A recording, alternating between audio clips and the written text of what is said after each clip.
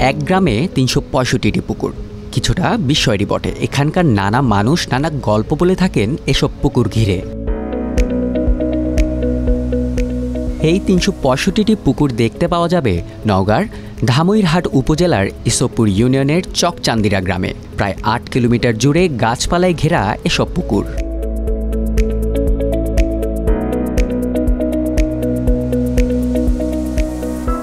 স্থানীয়রা জানান, অষ্টম শতাব্দীর পাল বংশের রাজা চান্দিলাল পালের স্ত্রী কঠিন রোগে আক্রান্ত হন। তার রোগ আরোগ্য লাভে রাজ দরবারে হেকিম কবিরাজদের নিয়ে সভা হয়।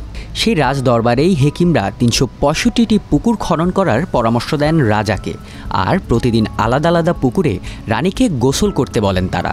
পাল রাজার এক স্ত্রী বোধহয় অসুখ করেছিল। অসুখে মানুষ বলে যে ওই প্রত্যেকটা পুকুর করতে হবে ৩৬০টা, আর প্রতিদিন একটা করে পুকুরের গোসল দেবে, যার কারণে রাজা নাকি এই পুকুর করেছে।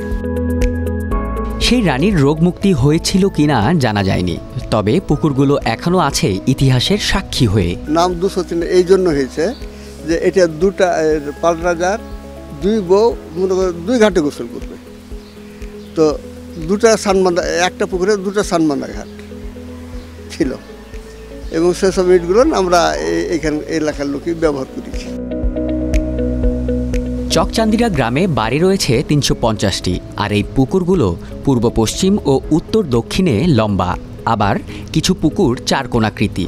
পুকুর পাড়ে বন বিভাগের রয়েছে সবুজ বনায়নও। বহু দূরান্ত লোকজন আসে।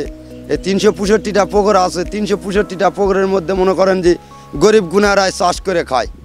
গরিব গুনারায় চাষ করে খায়, ওই সরকারতে ডাকে লাই, বছর অন্তর একবার ডাক হয়। এইসব পুকুর দেখতে প্রতিদিনই ওই গ্রামে আসছেন দর্শনার্থী, তবে রাস্তাঘাটের বেহাল দশায় চরম দুর্ভোগে পড়তে হয় তাদের। পর্যটকরা আসতে এখানে একটু হিমশিম খায়, কষ্টই হয়, রাস্তাপথ নাই। রাস্তাপথ হলে পর্যটকরা আসতে বা সাংবাদিকেরা আসতে খুব সহজ হয়। আর এখানে হয়তো পর্যটকের জন্য হয়তো অনেক কিছু এখানে পার্ক টার্ক এটা ওটা বিভিন্ন জিনিস তৈরি করা যায়। তৈরি করলে মানুষের হয়তো বিভিন্ন জায়গা থেকে মানুষ এসে আরাম করলো, দোকানপাট থাকলো, সেখানে হয়তো নাস্তা পানি করলো, করার পরে হয়তো তারা চলে গেল।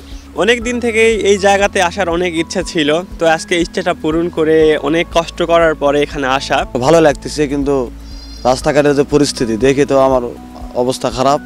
এখানে দোকানপাট, আশপাশ কোনো দোকানপাট নেই।